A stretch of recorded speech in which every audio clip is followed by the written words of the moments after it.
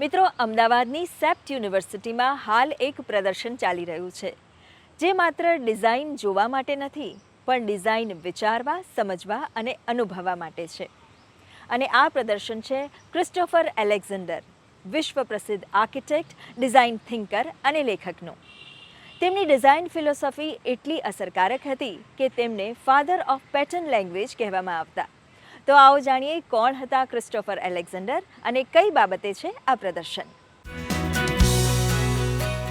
Christopher એલેક્ઝેન્ડર એક mathematician અને architect હતા અને 20મી સદીના અમુક ઇમ્પોર્ટન્ટ થિંકર્સમાં એમનો બી એક રોલ છે. એમણે વર્ષો સુધી યુનિવર્સિટી ઓફ કેલિફોર્નિયા બર્કલીમાં ભણાવ્યું. 30-35 વર્ષ સુધી એમનું કેરિયર ત્યાં કેલિફોર્નિયામાં હતું, પણ એમણે કામ કર્યું છે દુનિયાભરમાં.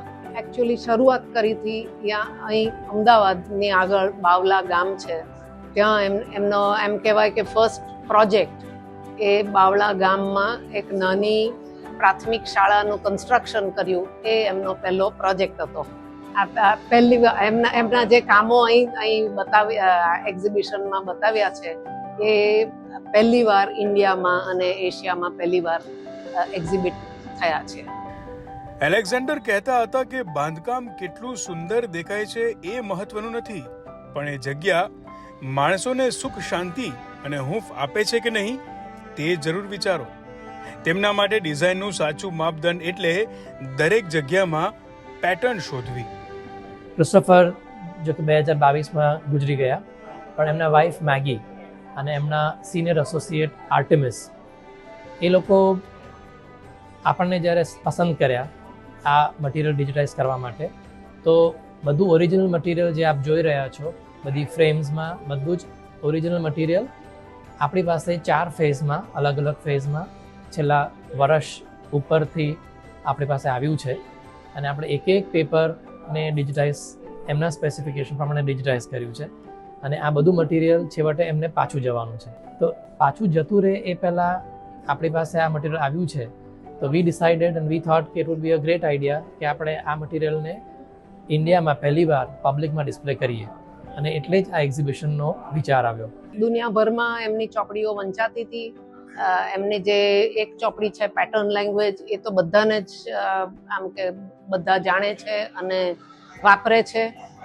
પણ એમનો જે ફંડામેન્ટલ વિચાર હતા કે કઈ રીતે તમે જેન્યુઅનલી બ્યુટીફુલ બિલ્ડિંગ્સ ગણાય, not just fashionable, not just દેખાવ પૂરતા, પણ જ્યાં તમને ખરેખર સારું લાગે એવા બિલ્ડિંગ બનાવવા હોય, તો આ આખી જે મકાન બનાવવાની પદ્ધતિ છે અને જે સિસ્ટમ છે એ બદલાવવી જોઈએ, જડમૂળથી બદલાવવી જોઈએ.